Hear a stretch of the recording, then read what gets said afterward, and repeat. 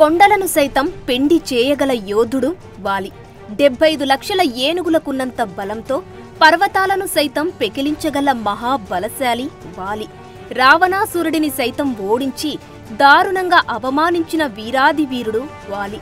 శ్రీరాముడు కూడా వాలితో ఎదురు నిలిచి పోరాడలేక చెట్టుచాటు నుండి చంపాడంటేనే మనకు అర్థమవుతుంది వాలి ఎంతటి శక్తివంతుడు అని. వాలి, ఇతన్ని బాలి అని కూడా అంటారు. ఇతను దేవతల రాజు ఇంద్రుడి కుమారుడు. ఇతనికి తల్లి లేదు. తల్లి లేకుండా ఎలా జన్మించాడని అంటారా? అక్కడికే వస్తున్నా.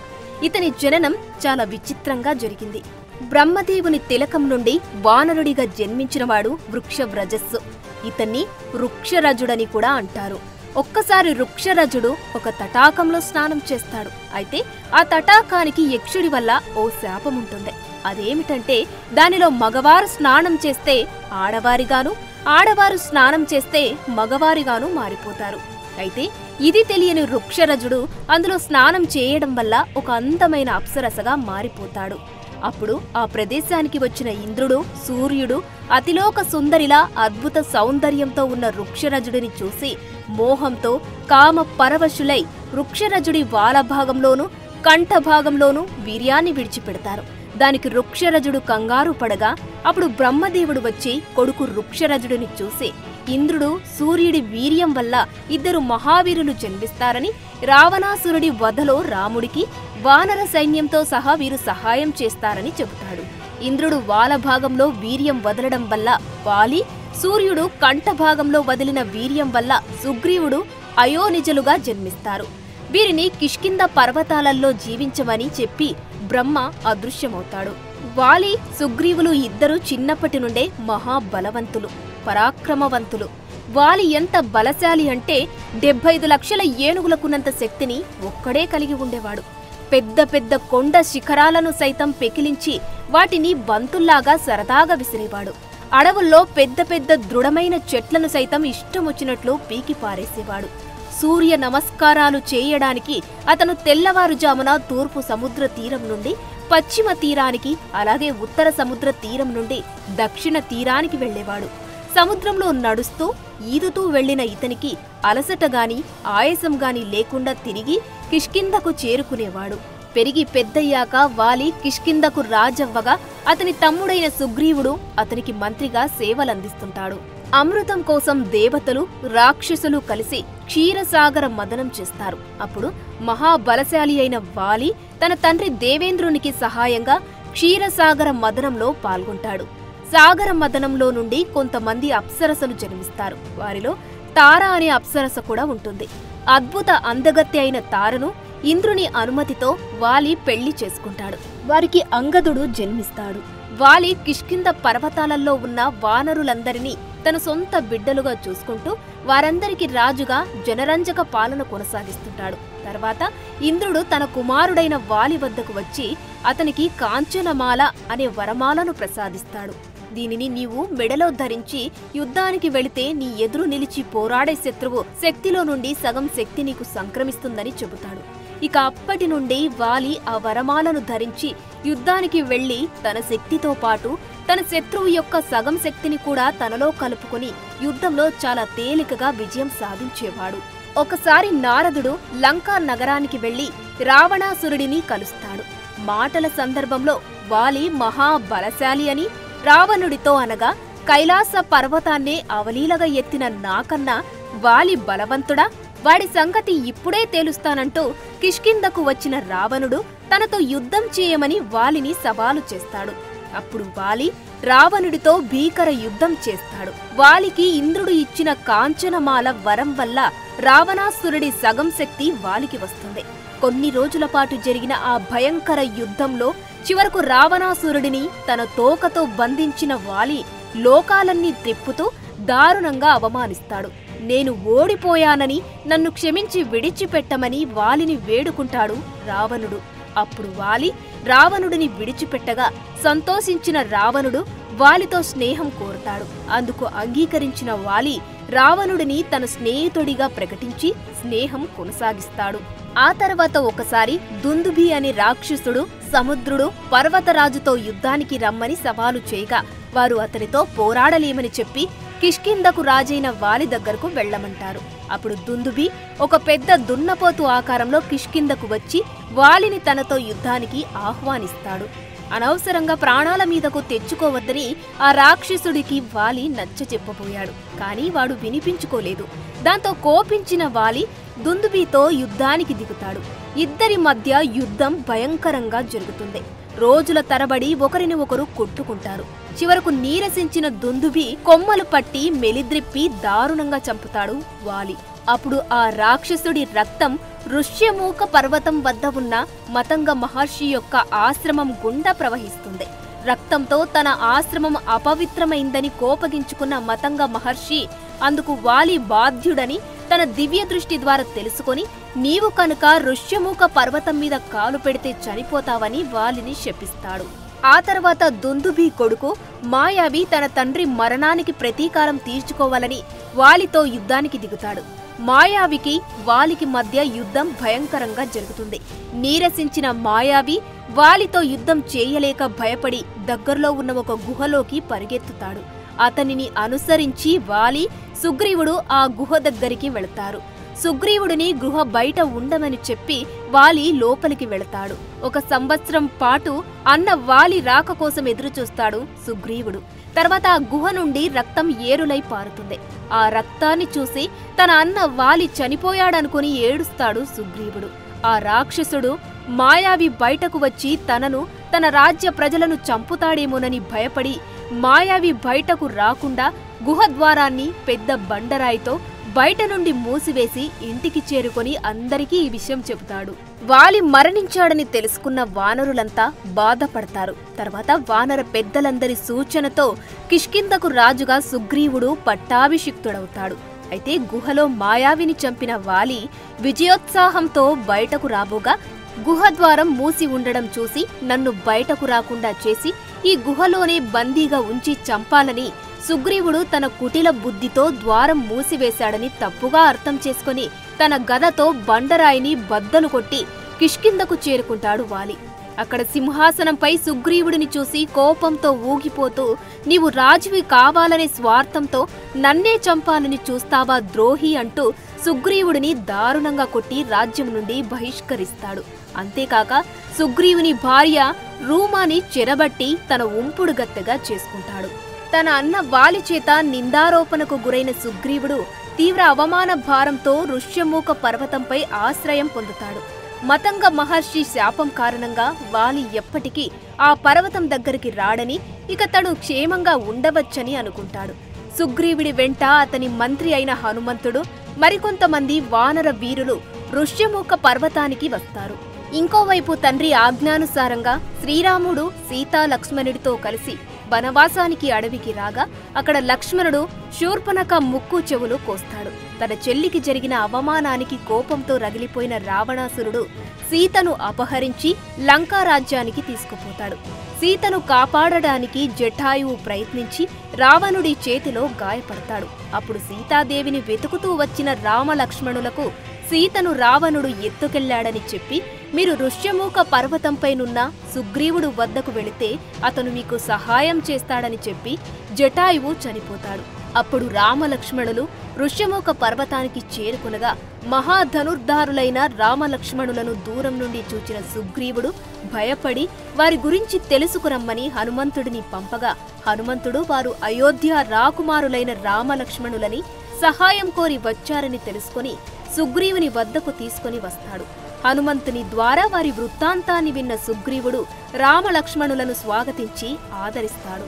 సీతమ్మను తీసుకురావడానికి తాను సహాయపడతానని, కాకపోతే తనకు సైన్యం కాని రాజ్యం కాని లేదని, తన అన్న వాలి తనకు చేసిన ద్రోహం గురించి రాముడికి చెబుతాడు సుగ్రీవుడు.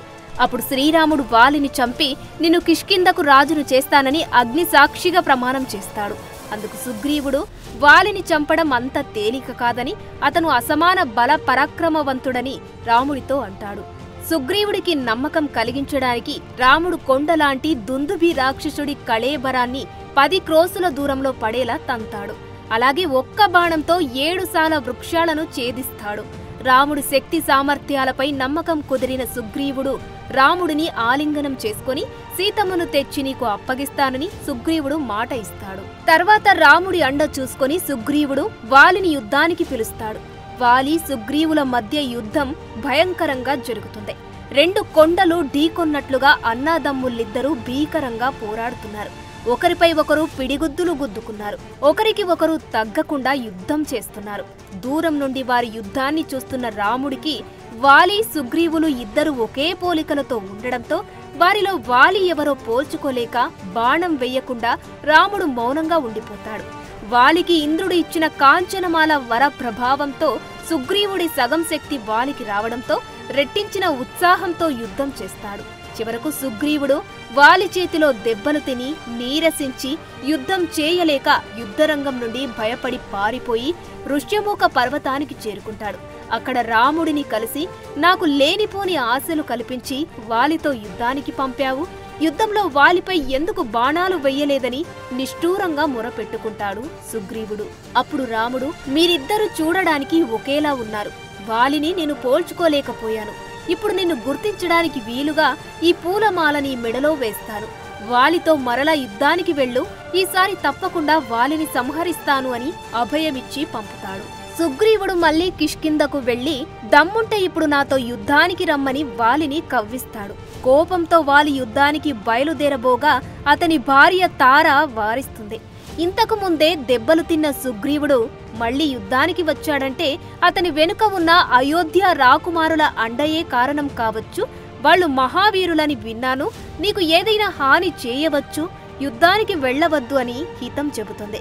కాని వాలి వినిపించుకోకుండా తనకు ఇక్ష్వాకు రాకుమారులతో వైరం ఏమీ లేదని, కాబట్టి ఆ ధర్మపరులు తనకు హాని చేయరని చెప్పి కోపంతో బుసలు కొడుతూ సుగ్రీవుడిపై యుద్ధానికి బయలుదేరుతాడు.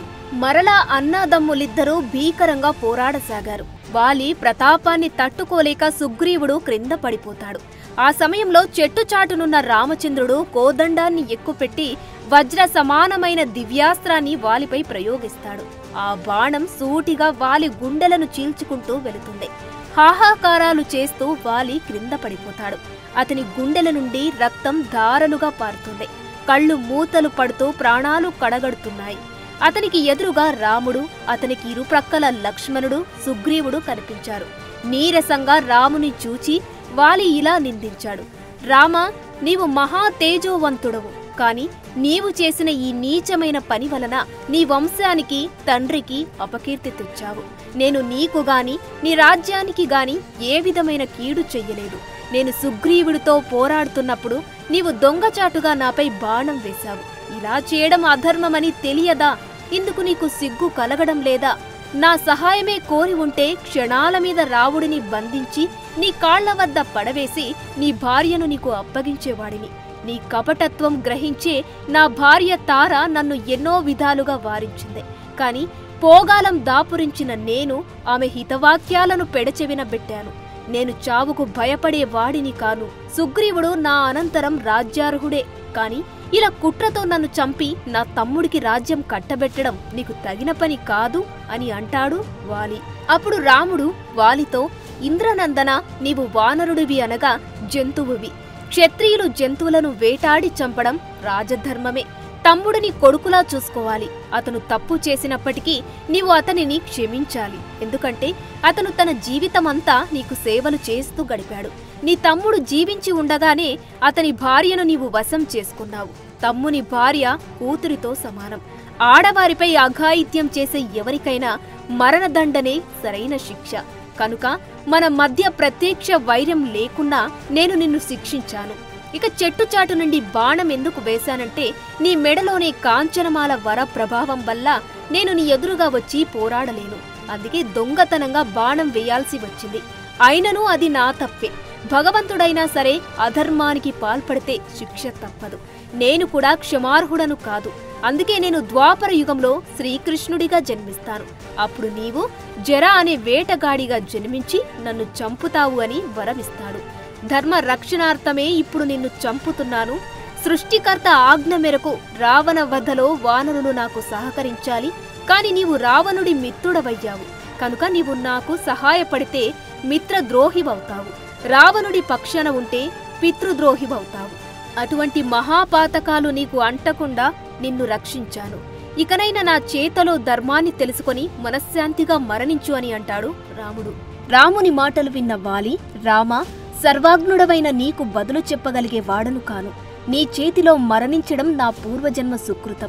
గారాబంగా పెరిగిన నా కొడుకు అంగదుడిని కూడా సుగ్రీవునిలాగానే రక్షించు. నా మీద ఉన్న ద్వేషంతో సుగ్రీవుడు తారను హింసించకుండా చూడు. నా అపరాధాలను మన్నించు అని చెప్పి సుగ్రీవుడిని దగ్గరకు పిలిచి తన మెడలోని కాంచనమాలను సుగ్రీవుడి మెడలో వేసి, కిష్కింధకు రాజువై ప్రజలందరినీ సొంత బిడ్డలుగా చూడు. జనరంజక పాలన చేయి. అలాగే అంగదుడిని సొంత కొడుకులాగా చూసుకో. తార చెప్పే హితవాక్యాలు పాటించు. వెంటనే సీతమ్మను తెచ్చి రామునికి అప్పగించు అని సుగ్రీవునికి హితబోధ చేస్తాడు వాలి. తర్వాత అంగదునితో కూడా బాబాయిని తండ్రిలా చూడు. దేశకాలాలు గుర్తించి ప్రభువు పట్ల విధేయుడై ఉండాలి. రామలక్ష్మణులను గౌరవించు. ఎవరితోనూ అతి స్నేహము, తీవ్ర వైరము మంచివి కావని చెప్పి అందరి వద్ద సెలవు తీసుకుని మరణిస్తాడు వాలి. వాలి మరణంతో వానరులంతా ఏడుస్తారు. తనను కూడా చంపి భర్త దగ్గరకు పంపమని తార రాముడిని ప్రాధేయపడుతుంది. సుగ్రీవుడు కూడా పశ్చాత్తాపంతో కుమిలిపోయి తాను కూడా మరణిస్తానంటాడు. వారందరినీ ఓదార్చిన రాముడు వాలికి అంత్యక్రియలను జరపమని చెబుతాడు. అనంతరం రాముడు కిష్కింధకు రాజుగా సుగ్రీవుడిని, యువరాజుగా అంగదుడిని పట్టాభిషిక్తులను చేస్తాడు. ఆ తర్వాత రామ-రావణ యుద్ధం జరిగి రావణ సంహారం తర్వాత సీత రాముణ్ణి చేరుతుంది. త్రేతాయుగం ముగిశాక ద్వాపర యుగంలో శ్రీరాముడు శ్రీకృష్ణుడిగా జన్మించి దుష్ట శిక్షణ కోసం మహాభారత మహాయుద్ధాన్ని జరిపిస్తాడు. దుష్టులను సంహరిస్తాడు. మహాభారత యుద్ధం ముగిసిన 36 సంవత్సరాల తరువాత ఒకసారి అడవిలో కాలు మీద కాలు వేసుకుని నిద్రపోతుంటాడు శ్రీకృష్ణుడు. అప్పుడు జర అనే వేటగాడు ఆ కాలిని చూసి దానిని లేడిగా భావించి బాణం విసరగా అది శ్రీకృష్ణుడి బొటన వేలుకు తగిలి రక్తం కారి శ్రీకృష్ణుడు అవతారం చాలిస్తాడు. ఆ జర వేటగాడే గత జన్మలో వాలి.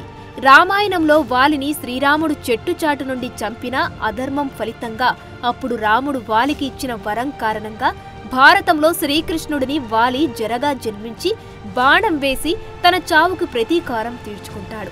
భగవంతుడైనా సరే తప్పు చేస్తే శిక్ష అనుభవించాల్సిందే. దేవుడే కర్మను తప్పించుకోలేకపోయాడు. మానవులం మనమింత. అందుకే మనం ఎప్పుడూ సన్మార్గం వైపు నడుస్తూ ధర్మాన్ని ఆచరిస్తూ 10 మందికి మంచి చేయాలి. అప్పుడే ఈ పుట్టుకకు ఒక అర్థం, పరమార్థం ఉంటుంది. సర్వే జనా సుఖినో భవంతు. For more videos like this, subscribe Big TV channel.